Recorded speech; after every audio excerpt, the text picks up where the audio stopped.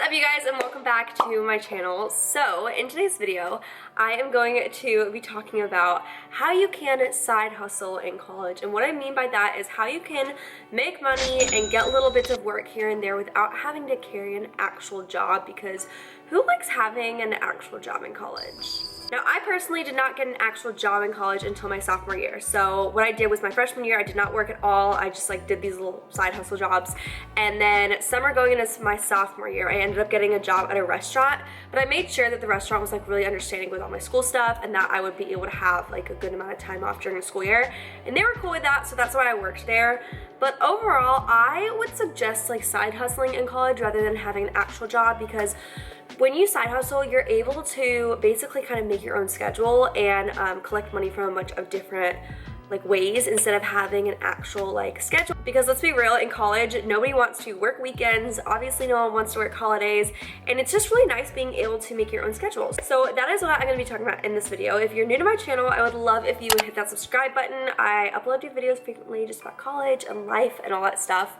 But yeah, let's just go ahead and get started. So the first half of this video I'm going to be telling you different ways that you can just make extra money here and there, and then the second half I'm going to give you guys actual tips for managing your money once you have it. So the first tip I have for you guys is to get on ROVER, and this video is actually sponsored by ROVER. I was so excited when they reached out to me because ROVER is a service that I have legitimately used. Obviously, you guys know that I have a little dog, Cleopatra, and when I was in Hawaii this summer, my mom was watching her, but she was actually going to South Africa for 3 weeks. So I hopped on rover.com and I found somebody that was able to board Cleo for 3 weeks. Her name was Angela and she was absolutely amazing. She killed it. Cleo had so much fun. And after having so much success with her, I actually ended up joining ROVER as a dog walker, not just somebody that was willing to board their dog, if that makes sense. So now, anytime I need extra money, I can literally just pull up the ROVER app and check my messages and see if there's anybody in the area that wants me to either walk their dog or board the dog. And what I can do is just set up my schedule. So for example, Wednesdays this semester, I have class pretty much all day, so I have Wednesdays blocked off. And the process of signing up is actually pretty simple. They do take a lot of precautionaries though. They make sure that they run a background check on you, so you definitely have to do that. And then also they kind of ask if you can have reviewers send in reviews and testimony. That way people that are looking to use your service have an idea of what kind of person you are and know that you're going to be good for taking care of their pet.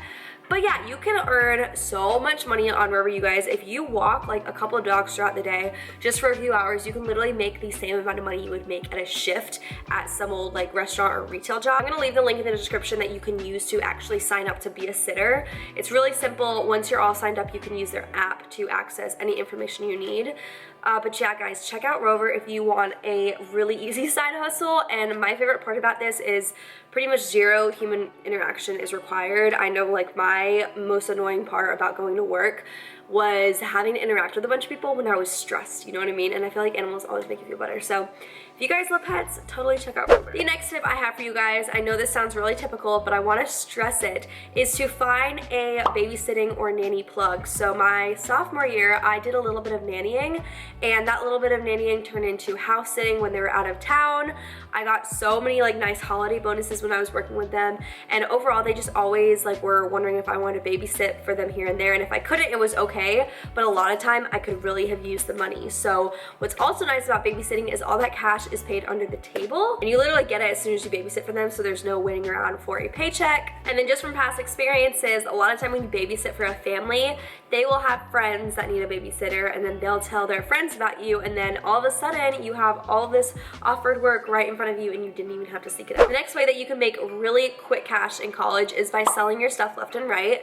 So a great example of this was, if you guys remember, I used to have 2 paintings above my bed, and usually I would just I don't know, donate them to Goodwill or something, but I was you know what, let me just see if anybody would want these. And so I posted them on Facebook Marketplace for I think $25 for the both of them, and they sold in 30 seconds. So somebody ended up coming and getting those, and that's $25 more I would not have had. So yeah, if you have, I'm talking everything, you guys, a little piece of furniture, someone would buy it. Clothes, obviously you guys know all the different apps you can use. You can take it to Plato's, you can sell it on Facebook.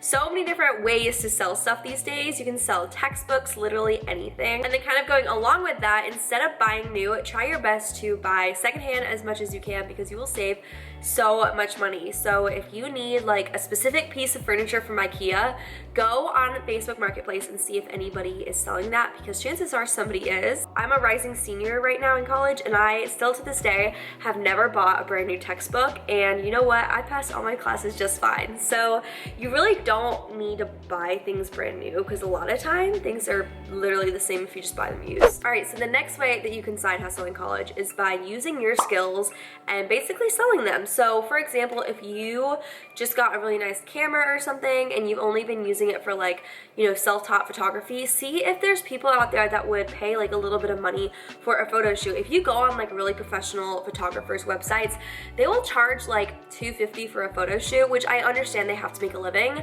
but what you can do is you can tell your friend like, hey, I'll give you that like similar photo shoot that they're offering for like $30. And if you guys are looking for like different apps that you can use to edit photos to make like the colors really nice, kind of on that same spectrum is tutoring. I know so many people that are just so gifted, whether it's in like biology or math or whatever. So go out of your way and offer people like a small tutoring session for maybe something like $5 an hour. I know that does not seem like much money, but in college, it's like some money is better than no money, if that makes sense. And the final way that you can side hustle during college is by selling stuff. Now, for example, my best friend Sarah, she's the owner of Sarah's and Such. She started this, I want to say like her sophomore year of college, and it has blown up now. She has sold thousands and thousands of necklaces. Literally, we will be somewhere at a place and she'll be like, oh my gosh, they're wearing my necklace. And like, she doesn't know who they are, but it's like so many random people now are buying from her. Her store is blown up, and that was just all from her making and selling jewelry. And had it not been for the internet, Sarah would not have known how to make jewelry. So just because you don't know how to make something right now does not mean you can't teach yourself and then sell it to other people. So you can look up videos on like how to make jewelry, how to paint like different canvases and that kind of stuff. If you really are trying to side hustle, there are plenty of ways. I don't know if there's a thunderstorm coming or if Cleo's scared of the person doing the grass outside, but she's shaking, so she's gonna sit on my lap for the rest of this video. But besides those 5 little side hustles, there are also so many little gigs that you can catch on to throughout the school year. Something that's really popular here in Charlotte is coat checking. There are a ton of like coat check companies that my friends work for. There's also a lot of catering companies all around the country that you can do side work for. And that way you can kind of like set your own schedule up rather than them scheduling you. Now that I have told you guys about some of my favorite little ways to side hustle, I'm just gonna give you guys some of my tips for managing your money once you actually have it. So the first really important thing that you should implement into your weekly routine, I did not start doing this until lately, but it's setting a limit on how much groceries you buy as far as cost goes. I feel like sometimes it's so easy just to go, Cleo, what is wrong, girl? It's so easy to go to the store and just like add so much food in your cart, and then once you're at the checkout, you're realizing how much it is and it's too late to kind of go back. So what you should just do is say, hey, I'm only gonna let myself spend 40 bucks. And then while you're at the store, just kind of make a mental note in your head as to how much everything is that you're buying. A lot of the time, college towns will have a central grocery store that is a lot more overpriced than somewhere like Walmart or Trader Joe's. So we have Harris Teeter here, and it is so much more expensive. I'm talking like my grocery trip is like at least $25 more at Harris Teeter for the same stuff that I would buy at Trader Joe's. So just play around with it and try and shop wisely. The next way that you can definitely manage your money wiser is to avoid meal plans. And I mean this in 2 ways. Number one, if your school is offering you a meal plan and you don't have to take it, then don't, because you can probably save a lot of money just by grocery shopping yourself. Meal plans are so overpriced, so if you can opt out of that, definitely do. And then the other way that I mean that is if you just bought a ton of groceries and your friend is like, hey, like, wanna go get Shake Shack tonight? I know how tempting that is, like, trust me, I know. But if you take your friends up on those meal plans when you just bought groceries, that's literally basically throwing food away.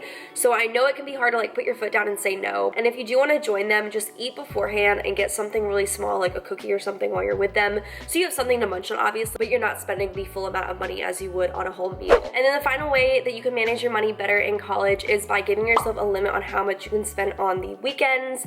I know things can add up quickly and plans can accumulate accumulate, and before you know it, you've spent literally like $100 in 2 hours.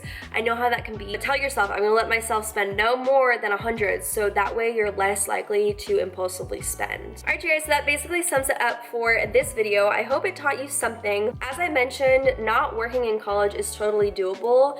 As long as you have like a couple little side hustle options, you can pay the bills. Like, your girl has been doing that for a minute. As always, if you had any questions from this video or comments you would like to leave, definitely let me know down below and I will get back to you. And if you're not following me on Instagram yet, you definitely should, because I've been posting on there a ton lately. And don't forget to check out Rover. I'm telling you guys, that is such a good service. You don't need to have a car or anything like that. You can literally just walk around your neighborhood and find people that are on Rover. Alright you guys, I love you so much and I will see you in my next video.